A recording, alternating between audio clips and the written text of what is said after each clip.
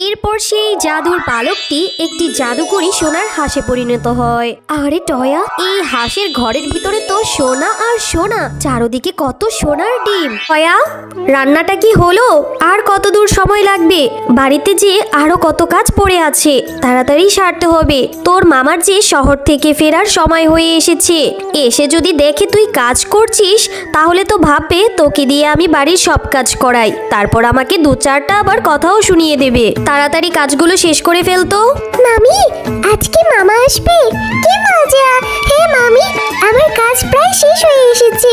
মামা আসার আগে আমার সব কাজ শেষ হয়ে যাবে। হ্যাঁ, মামা আসছে দেখে একদম খুশিতে গদগদ। মামা যে এত এত কিছু নিয়ে আসবে এই জন্য, তাই তো? হ্যাঁ মামি, মামা যে সবসময় শহর থেকে ফেরার সময় আমার জন্য অনেক কিছু কিনে আনে। হ্যাঁ, তোর মামার তো কোনো হিসেব নিকেশ নেই, যা ইচ্ছে তাই কিনে কেটে নিয়ে আসে। মা, টয়া আর মিনা, এই নে তোদের দুজনের জন্য একই ডিজাইনের সেম কালারের দুইটা জামা এনেছি, দেখ তোদের পছন্দ হয় কিনা। বাবা, তুমি আমাদের দুইজনের জন্য কেন সেম ডিজাইনের জামা আনবে? টয়ার সঙ্গে কি আমার তুলনা? আমি হচ্ছে তোমার মেয়ে, আর টয়ার তো আমাদের বাড়িতে কাজ করে, তাহলে ওর মতো কেন আমার জন্য জামা নিয়ে আসবে? আমার জামা তো আরো ভালো ডিজাইনের আনা উচিত। মিনা, এটা তুই কেমন ধরনের কথা বলছিস রে মা? কে বলেছে টয়া আমাদের বাড়িতে কাজ করে? টয়া আমার আপন বোনের মেয়ে, তার মানে আমারও মেয়ে। টয়া তোর নিজের বোনের মতো, ওকে তুই কিভাবে কাজের মেয়ে বলিস? কই, আমি তো পড়াশোনা করি, টয়া তো পড়াশোনা করে না, বাড়ির সব কাজ তো টয়াই করে, তাহলে তো আমাদের বাড়ির কাজের মেয়ে, তাই না? টয়াও তোর সঙ্গে এখন থেকে স্কুলে যাবে, আমি টয়াকে স্কুলে ভর্তি করিয়ে দেব। আর টয়া এ বাড়িতে কেন কাজ করবে? কাজ করার জন্য তোর মাই যথেষ্ট। যদি তোর মা না কাজ করতে পারে তাহলে কামের মানুষ রেখে নিবে। টয়া এ বাড়িতে আর কোনো কাজ করতে পারবে না। না বাবা, এটা আমি একদম মানছি না। তুমি টয়ার মতো কেন আমার জন্য জামা নিয়ে আসবে? তারপরে ওর মতো ড্রেস পরলে সবাই আমাকে ভিখারি ভাববে। আমি কখনো এই জামা পরবো না, আমি এখান থেকে চলেই যাব। ওগো, তুমি মেয়েটার সঙ্গে এভাবে কথা বলছো কেন? ছোট মেয়ে, ও কি এত কিছু বোঝে? এত কিছু বুঝলে কি আর এ ধরনের কথা বলতো? তুমিও না যা ইচ্ছে তাই বলে যাচ্ছ। কোথায় এতদিন পরে এসেছো, মেয়েটাকে একটু আদর করবে তা নয়। দেখো শেফা, তোমার লাই কিন্তু ও এতটা বেয়াদব হয়েছে। টয়া ওর বড় আপুর মতো, দেখলে না ও টয়াকে কাজের মেয়ে বলল। বাবা, তুমি এই টয়ার জন্য আমাকে এতগুলো কথা শোনাচ্ছ? আর আমি যদি টয়ার মতো জামা পরি তাহলে তো সবাই আমাকে টয়ার মতো ভিখারি ভাববো। আমার কি টয়ার সঙ্গে তুলনা? হ্যাঁ, আমি তোমার সঙ্গে আর কথাই বলবো না, আমি এখনই এখান থেকে চলে যাব। কি রে মিনা, তোর মনটা এত খারাপ কেন রে? বলতো কি হয়েছে? মিনা, তুই এখানে কি করছিস রে? আমার জামা লাগবে না, ওই দুইটা জামাই তুই নিয়ে নিস। হ্যাঁ, তারপরও তুই মামার সঙ্গে রাগ করিস না বোন, মামা যে তোকে অনেক আদর করে। এই হয়েছে, তোর জন্য বাবা আমাকে কতগুলো কথা শুনিয়ে দিল, আর তুই কিনা এখানে এসে নাটক করছিস? যা তো এখান থেকে। তোর জন্য আমি এখানে এসে টুম্পার সঙ্গে একটু কথা বলছি, খেলা করছি, তুই কিনা আমাকে এখানেও শান্তি দিবি না? মিনা, তুই আমার সঙ্গে কেন এরকম করিস রে? আমি তো তোর সঙ্গে মিলেমিশে থাকতে চাই, তুই আমাকে এখনো মেনে নিতে পারিসনি। এই চাকরানি, তোকে আবার কি মেনে নেব? তুই তো আমাদের বাড়ির চাকর, আমার মায়ের হুকুম মতো কাজ করিস। শুধুমাত্র তোর জন্য বাবা আমাকে এখন দেখতে পারে না। তুই এখনই এখান থেকে চলে যা, আমি তোর সঙ্গে কোনো কথা বলতে চাই না। যা তো। এটা এই, তুই এখানে বসে বসে কি খাচ্ছিস? কেএফসি, পেপসি, এগুলো তোকে কে দিয়েছে? হ্যাঁ মিনা, তোমার জন্য মামা এগুলো নিয়ে এসেছি, আমাদের দুইজনের জন্য এনেছি। এগুলো আমাকে মামাই খেতে দিয়েছে। কি, আমার ভাগেরটাও তুই খেয়ে ফেলছিস আর মিথ্যে কথা বলছিস? দে, আমার খাবার আমি তোকে খেতে দেব না। এই কেএফসি, চিকেন ফ্রাই আর পেপসি গুলো আমার, আমি তোকে এগুলো কিছুতেই খেতে দেব না। এই কথা বলে টয়ার থেকে খাবারগুলো মিনা ছিনিয়ে নিয়ে যায়। মিনা, নিস না বোন, আমার যে বড্ড ক্ষুধা লেগেছে, নিস না। মিনা, দিন দিন তুমি অনেক অসভ্য হয়ে যাচ্ছ। কেন তুমি টয়ার কাছ থেকে খাবারগুলো ছিনিয়ে এনেছো? হ্যাঁ, আমি কি তোমার জন্য নিয়ে আসিনি? তুমি এক ধরনের ছোট লোকের মতো ব্যবহার করছো, কিন্তু তোমাকে বারবার বলেছি টয়া তোমার বোনের মতো, তাহলে তোমার টয়ার সঙ্গে কিসের এত সমস্যা বলো তো? বাবা, তুমি এই টয়ের জন্য আমাকে একটু আদর করো না, খালি সারাদিন বকতেই থাকো। আমি তোমাকে কত মিস করেছি। ভেবেছি তুমি আমাকে এসে কত আদর করবে, কিন্তু না, তুমি তো টয়ের জন্য শুধু শুধু আমাকে বকেই যাচ্ছ।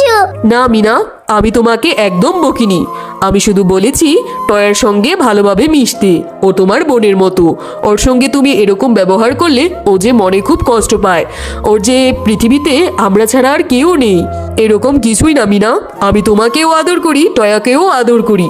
আমি তোমাদের দুজনের জন্যই সমান সমান ভাগে খাবার এবং জামা কাপড় সব কিছুই নিয়ে এসেছি। তারপরেও তুমি টয়ারটা কেন কেড়ে আনলে বলো তো? তুমি যদি এর পরেও টয়ের সঙ্গে এরকম ব্যবহার করো, এর জন্য তোমার শাস্তি পেতে হবে। আমি বলে দিলাম, আমি তোমাকে বাড়ি থেকে বের করে দেব। এরপর মিনা রাগ করে বাড়ি থেকে বেরিয়ে যায়। মিনা বোন, তোমার হাতে ওগুলো কি? হাঁসের ডিম? তুমি কি হাঁসের ডিম সিদ্ধ খাবে? দাও দাও, আমি তোমাকে হাঁসের ডিমগুলো সিদ্ধ করে দিচ্ছি। না রে টয়া, আমি এই হাঁসের ডিমগুলো খাবো না, এগুলো বাবা এনেছে। আমি এগুলো এখন ফেলে দিয়ে ভেঙে তোর নাম দেব, যাতে করে বাবা তোকে উচিত শিক্ষা দেয়। তোর জন্য আমাকে অনেক কথা শুনতে হয়েছে, এখন মজা বুঝবি। এরপর মিনা হাঁসের ডিমগুলো ইচ্ছে করে তার হাতের থেকে ফেলে দেয়। মাটিতে পড়ার সাথে সাথেই ডিমগুলো ভেঙে যায়।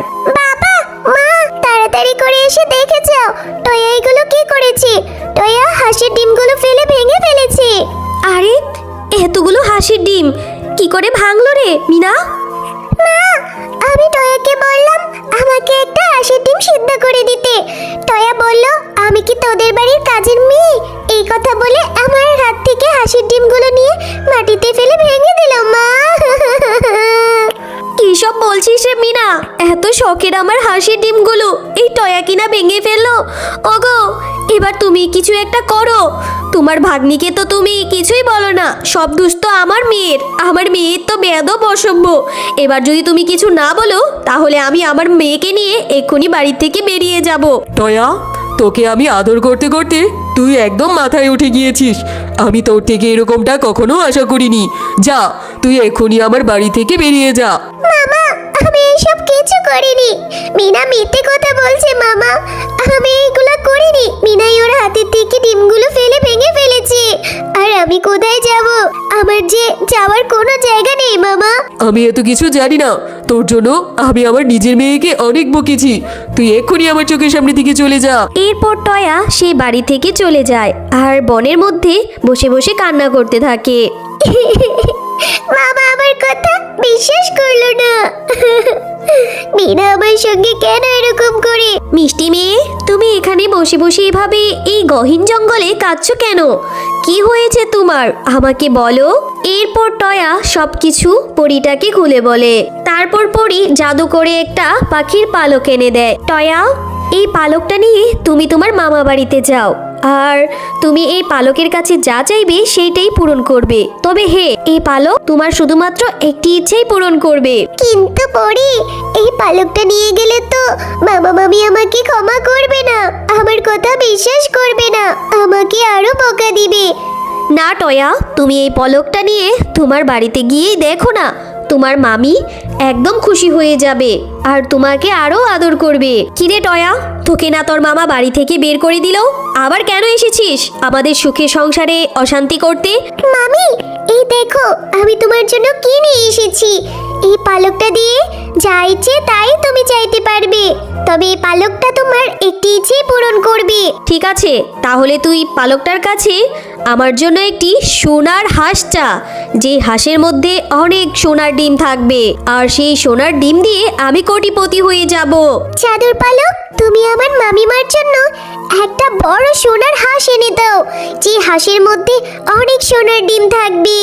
এরপর জাদুর পালকটি জাদু করে একটি সোনার হাঁস এনে দেয়। আরে আরে, এই তো আশ্চর্যকর বিষয়, সোনার হাঁস। হাঁসটা কিরকম চকচক করছে। যাই তো, সোনার হাঁসের ভিতরে যাই, যে দেখি কি আছে। আরে, সোনার হাঁসের ভিতরে এত সোনা, এত এত সোনার ডিম, আমার তো বিশ্বাসই হচ্ছে না। আমি তো এই সোনার ডিম বিক্রি করে কোটিপতি হয়ে যাব।